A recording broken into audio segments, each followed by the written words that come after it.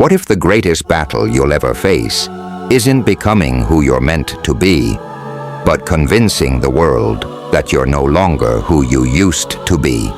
You rise, you evolve, you heal. But some people, some voices, stay trapped in your past, dragging it behind you like a corpse chained to your ankle. They remember your failures in HD. They replay your worst moments like a favorite song on repeat. Not to learn, not to grow, but to reduce you to your lowest chapter. As if you didn't keep writing, it's painful. Not because you still live in the past, but because they do. And sometimes the prison they keep you in is the one you've already broken out of. So what do you do when your transformation is real, but the world keeps handing you a mirror with your old face? 1. People cling to your past because it's easier than facing their present. Sometimes people don't want to believe in your growth because it forces them to confront their own stagnation. If you can evolve, why can't they? It's more comfortable to box you in than to expand themselves. Isn't it funny, Marcus Aurelius wrote, how we can't see our own faults, but we're experts at everyone else's? Ask yourself, are you letting their comfort zone become your cage? 2. Your healing threatens those who benefit from your brokenness. Some people loved you more when you hated yourself, when you were easier to manipulate, more desperate for love, more likely to say yes when you wanted to scream no. They miss the version of you that bled quietly. But healing is noisy. It disrupts dysfunctional dynamics. And not everyone claps when you start choosing peace over people-pleasing. 3. The world remembers your scars louder than your victories. You could save 1,000 lives and they'd still whisper about the one time you fell. But remember, the story of David wasn't just his sin, it was his repentance. Even the Bible records failure not to define the fallen, but to highlight redemption. So ask yourself, whose voice matters more? Your past critics or your present creator? 4. They speak from memory. You speak from transformation. Memory is static. Transformation is alive. But they remember what you did, but only you know what it cost to change. Don't let someone's snapshot freeze frame your motion picture. Their lens is outdated. Your evolution is current. 5. The judgment of others is a mirror of their inner conflict. When people won't let go of your past, it's often because they haven't made peace with their own. Condemnation is a form of projection. Seneca said, "We suffer more in imagination than in reality." And often they imagine you're still who you were, because they need you to be. Don't argue with their illusion, just keep being your reality. 6.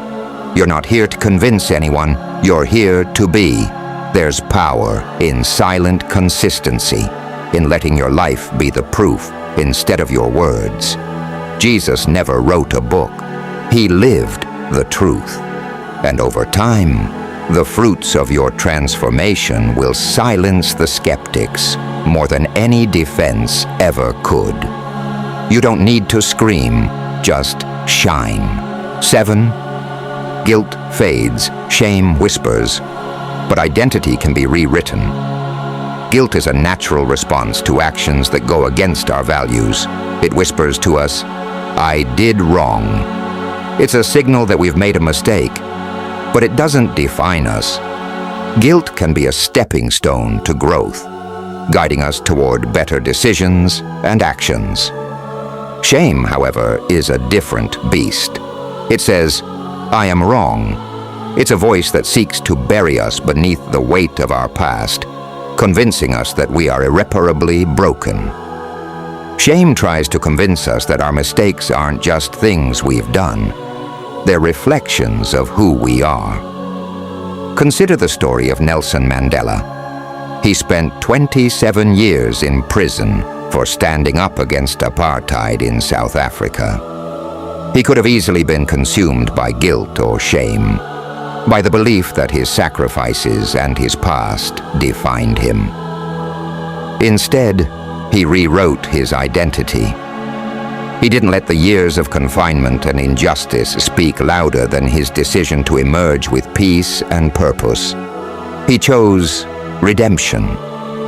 You are not your mistakes. You are the person who decided to rise from them. Have you ever felt like you were defined by a mistake you made? What would it look like if you could rewrite your story, starting today? This isn't about erasing the past. It's about showing the world who you've become because of it. Embrace the journey of redemption. It's not about perfection, but transformation. 8. Real growth means outgrowing relationships, not just habits. We often hear that personal growth is about breaking bad habits, and that's true. But it's also about the deeper, sometimes harder reality, outgrowing relationships. As you evolve, not everyone will understand the new version of you. They might resist it, question it, or even criticize it. Why? Because they knew the old you. They knew the version of you who was playing small, who lived by the same fears and limitations. But when you step into your truth, when you choose to stand taller, the relationships that once fit might start to feel suffocating. Take a look at Steve Jobs, for example. His relationship with his own company, Apple, was transformed as he grew. His vision, once driven by collaboration with others, eventually meant making hard decisions that caused him to outgrow many of his relationships. His journey was marked by the painful yet necessary shedding of old ways and people. Jobs understood that growth is not always about adding more. It's about becoming who you are meant to be, even if it means leaving some things behind. And here's the hard truth. Sometimes you'll lose people along the way, not because you're fake, but because you've finally become real. It's not a betrayal of them.